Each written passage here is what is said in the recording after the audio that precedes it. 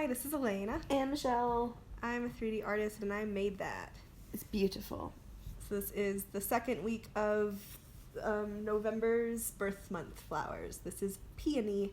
And no, I didn't I didn't look up the meaning. Why don't we pause and just go do it? Well, how about you could Google it. We don't have to pause though. You can just be clicking on your phone. I can talk about some stuff. You know what? I don't really have much to say about it. I made a sound and you looked at me. You knew I was about to talk. You did it? I did. I so heard it and it was natural. I'm mad.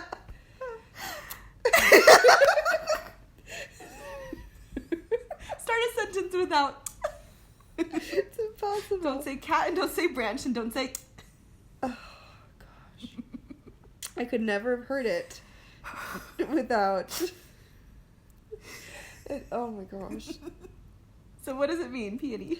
Romance and marriage, but also bashfulness and shyness, and female purity and chastity and unlucky. Okay, see, like, this is part of why I don't always look it up, because there are an infinite amount of meanings for so many flowers. Oh, it's because of the different colors of them. So you made a pink one. Your pink one represents a softer, more tender form of love and could be given to show gratitude and admiration. Huh. That's what you decided it means. I suppose so. Yeah, I don't think I have much to say about this process. So we can talk about our day. We went to a pumpkin patch. Hold on, I like this. Bashfulness. Peonies were sometimes associated with bashfulness because their large blooms could hide the face, like holding it up in bashful. Cute. So cute. All right, pumpkin patch. We did the thing. Patch. It was the last day of the pumpkin patch, of all the pumpkin patches in the area, so we got it in before we missed out this year. Mm-hmm. It was great. The kids had a super fun time. I didn't go last year. Like, they all went, but Berm is out traveling, so I had to play the role of husband today. Or just sister, aunt. Yes. But yeah, it was lovely, and I got to crochet a lot while we were standing in lines. But the lines weren't really that bad. It was just a lovely day. Yeah. Yeah, any line was just, like, being organized, and then, you get your turn nicely. It wasn't like waiting too long. Mm-hmm. The kids didn't get impatient. Everyone was very cordial. Yeah, and we had enough water, except toward the last half hour we didn't.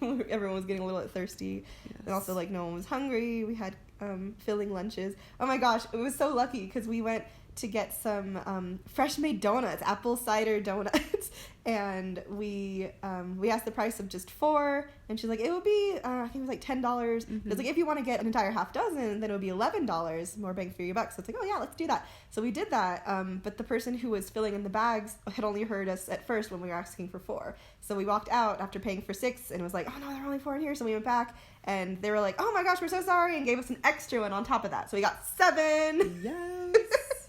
Everyone cares. Everyone feels super happy for us. It was a little awkward though, because the lady that had bagged the 4, she didn't know the issue. So it's like, I wasn't trying to say that you did anything wrong. You just didn't hear when we were getting 6 instead of 4. Mm-hmm. And I was like, I didn't eat any. I didn't stuff 2 in my face. I know. I was like, but everyone was very nice. Oh my gosh! And there was this event. I think it was called Mutton Busters. Yep. Where they had little kids. It was you had to be 50 pounds or under to participate in this, and it was just all these youngins who were geared up with a helmet and some protective padded gear, and would be put onto the back of a sheep and just hold on for dear life until they kick you off. So it's pretty mild bull riding, but it was just it was a lot to watch because the very first kid who went out got flung off violently. Yes. And no one else had such a bad time with it, but it was just oh no, that set the wrong impression for me. Yeah, and other than that. Yeah, and then there was a guy that started we were standing kind of close to the people next to us, and that was fine. But this one guy, he wedged his way between me and this other lady, and then he was standing directly behind Avery because he was right next to the fence. And it's what a weird guy. Why is he here? Why did he want to stand exactly right here next to me? But what had happened was it was his kid that was going next. So he was only there to get a good view of his kid, and he had his camera out, and then he left afterwards. But it's just like, I didn't know why he was there, and I'm just like, I was casually standing, and now you're standing next to my kid, and it was just so odd. What's funny is I didn't see his approach, but I had a feeling I knew what guy you were talking about because I saw some guy with his camera. Yeah.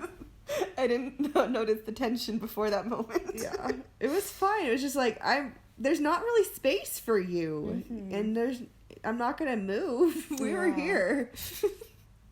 Anyway. Gosh, I remember that. I was at a Paramore concert with my friend, and it was really tight quarters, and we were trying to get a little bit closer, and it was kind of awkward because then, like, my friend and I were, like, a little bit separated. Like, she was further in front of me, and we had, like, squeezed our way kind of impolitely, like, into a gap. And then I saw, like, a couple people, like, pointing at her, making fun of how she was dancing. Oh. And it was like, I think they're just salty because we shouldn't have moved further forward. Like, and so they were going to make fun of her for anything. But I was like, oh my gosh, I feel really embarrassed.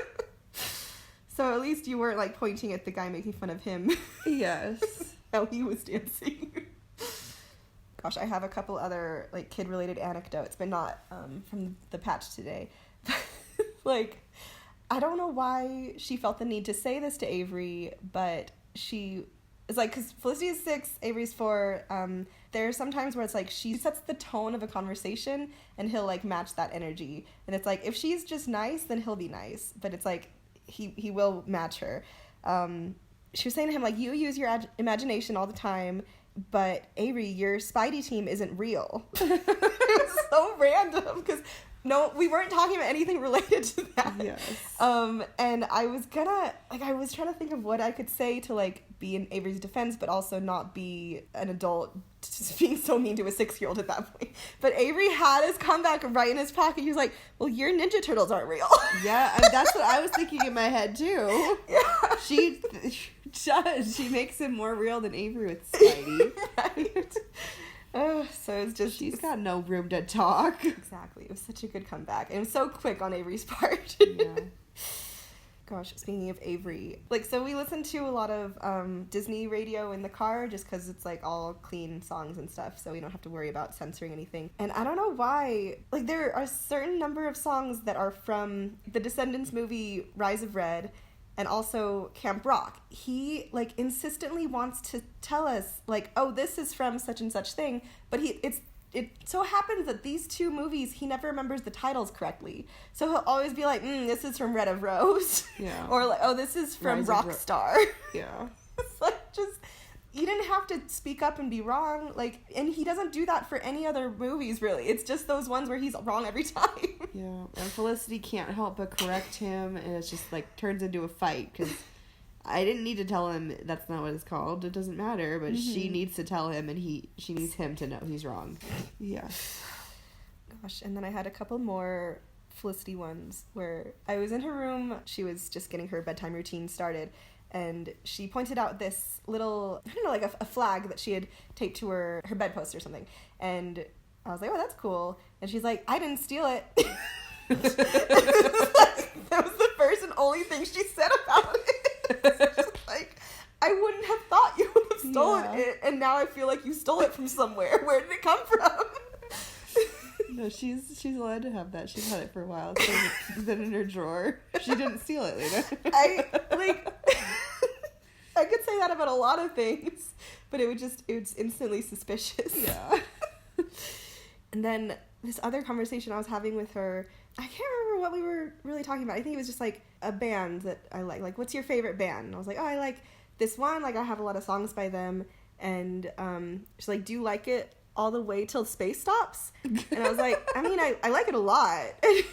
And she was like, I like this music all the way till space stops. And it felt like, it was like in, what's it called? Catch Me If You Can. It's like, do you concur? Like, oh, I should have concurred. You should have said I liked it all the way till space stops. Yes. It's like, yeah, I like My Chemical Romance. All the way till space stops, though, like, I don't know. It's just, it's a wild thing to think about. We got some Halloween themed gingerbread houses we're gonna do. I feel like we're kind of late and trying to, like, rush all these things in before Halloween, but it's like there's no deadline on when you can decorate a Halloween themed gingerbread house or carve a pumpkin, right? Yeah. We can do it whenever, but we'll probably do it in the next couple days. The thing with that house is that it has chocolate biscuit walls or whatever. So it's like, I know that gingerbread houses are not really something to eat, but with it being made of chocolate, it seems like it should be a thing to eat. Ooh. But I know it's going to be just as hard and unchewable as the others. I mean, I've already set up the precedent that this isn't food, this is just decoration for making it. Yeah. But also, I was noticing they have nutritional facts on the side, and I imagine they have to do that for the gingerbread houses as well. But I can't imagine eating it. Do people eat their gingerbread houses? Put it in the comments. Yeah. Tell us your traditions.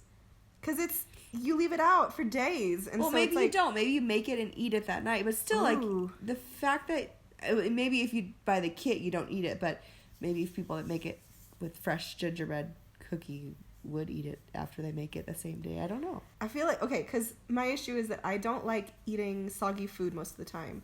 So I think the only way for those like gingerbread walls to be edible is by soaking them for a while. But I wouldn't like that because it would make it too soggy. I need to find like the sweet spot. Just don't. Just have mom make ginger snaps. It's a big issue. Gosh, we were just talking about other things that we wanted mom to make or to learn how to make from her. Like chicken noodle soup. Yes. Gosh, I could enjoy that. Every time I have, because I made curry recently, and like we had gotten some raw chicken, and I'd sliced that up and cooked it and put it in the curry and stuff. But then there wasn't very much, and so we happened to have gotten a rotisserie chicken later that week, so I was able to just like rip that up and put the leftovers of that chicken in with the curry, and it was perfect, like the perfect amount of chicken. But now every time I have it, it's just like, this tastes like the texture that I want in chicken noodle soup. Oh. And so I really have been craving some homemade chicken noodle soup. Yes. I always like the celery in chicken noodle soup too. Gosh, it's like the kids are experiencing new fruits and vegetables lately, and it's like there's some that are really unappealing to them, that like corn. They were so opposed to corn when corn is like so tasty. But then they were really into green beans, which Michelle and I do not like, and we're adults and we know our taste buds and all that stuff, and it's like we wouldn't have liked this as children either. So it's just like I'm thinking about that celery, and it's like if they had this homemade chicken noodle soup made with love, I feel like they would be fake gagging about it. Like, oh, what is this? It's disgusting. Yeah. Yeah, like Felicity was eating a smoothie tonight. It was just like she would alternate between saying like, "Oh, this is pretty good," and then being like, "I was lying before. I don't like it." Like, stop this. Yeah, peony was kind of like chrysanthemum, which is the other birth month flower for November, in that it has a bunch of layers. So, just a lot of petal situations. If you hear someone rifling through some paperwork by here, that's Chow Chow, the cat. We don't always introduce her as a cat, so I had to specify. Chow Chow the cat. You guys watched Heffalump recently. I wasn't part of that. What did I do the first? Oh, no, maybe I was editing one of your subtitles, so my ears were not in tune at all. But I was a little bit more listening for the second half of it. A heffalump, is that just an elephant? Yes. Is it just like a Christopher Robin didn't know how to say elephant? Possibly. Chow Chow. She's got to sort through this paperwork. What Chow Chow is actually stepping on is a fun project of Michelle's, because Shell reads lots of books, and she wanted a fun way to organize them, and she and I are on Instagram a lot, and so we see all this other book-related content of other people organizing their book past and their book reads and stuff.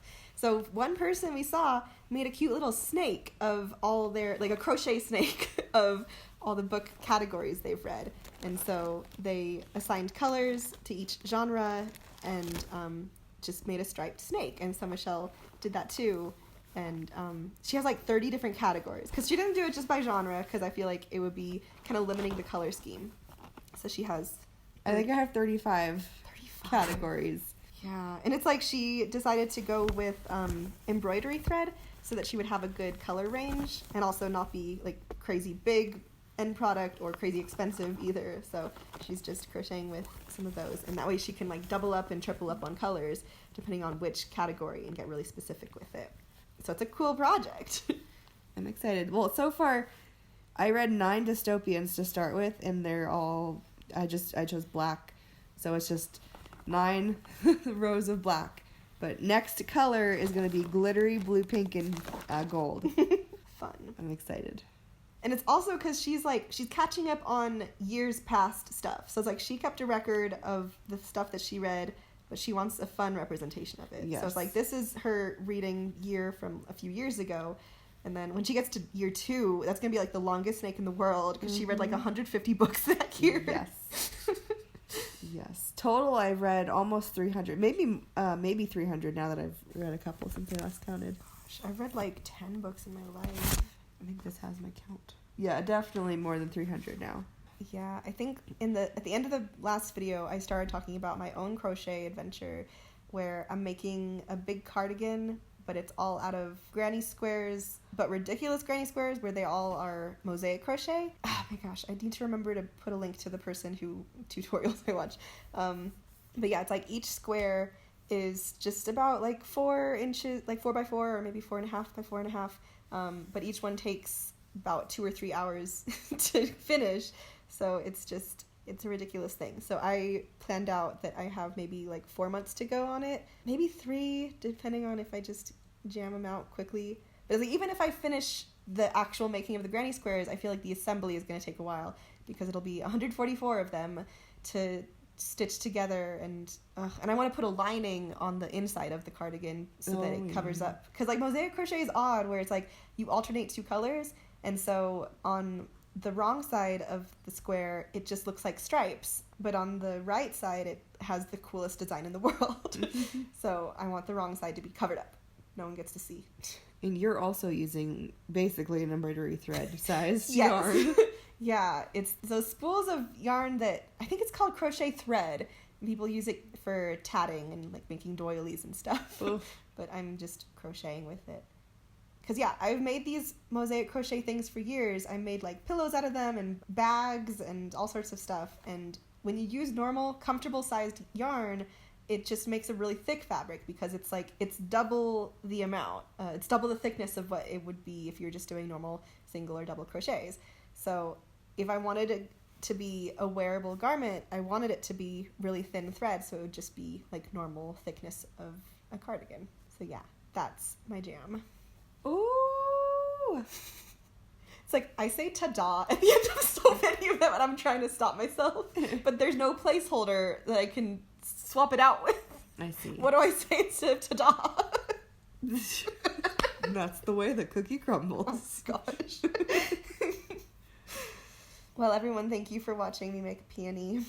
We'll see you next time. Ba-da-ba-ba-da-bum.